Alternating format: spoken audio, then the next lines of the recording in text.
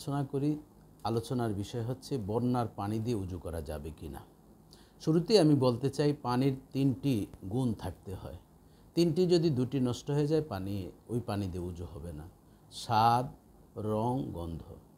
বন্যার পানিতে স্বাভাবিক রঙের পরিবর্তন, কিন্তু স্বাদ, গন্ধের তেমন কোনো পরিবর্তন দেখা যায় না। তাই বন্যার পানি দিয়ে উজু করা যাবে, এটি মায়ে জারি বা প্রবহমান পানি হিসাবে পরিণত হবে বা গণ্য হবে। দ্বিতীয় বিষয়টি আমরা আলোচনা করব। দেখা যায় বানবাসীদের মাঝে মানুষ মৃত্যুবরণ করে, এটি স্বাভাবিক। এমতো অবস্থায় আমরা সেই বানবাসীর মানুষের জন্য কিভাবে আমরা দাফনের ব্যবস্থা করব, এ নিয়ে মাসআলা। আমরা সদা সর্বদাই এই বিষয়টি মাথায় রাখতে হবে যে মৃত্যু হবে, জন্মগ্রহণ করবে, অসুস্থ হবে, এই সব কিছুই কিন্তু এই মানুষ যেখানে আসে সেখানে এই বিষয়গুলো আমাদের একটির সাথে আরেকটি ওতপ্রোত জড়িত আছে।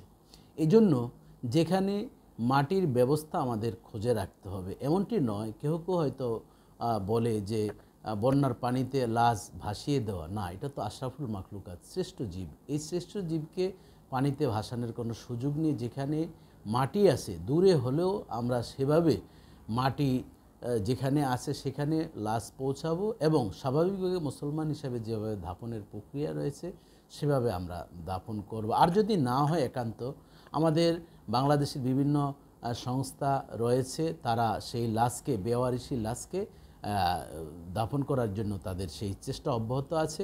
কাজেই এই বিষয়গুলো আমাদের খেয়াল রাখতে হবে। ধন্যবাদ আপনাদের সকলকে।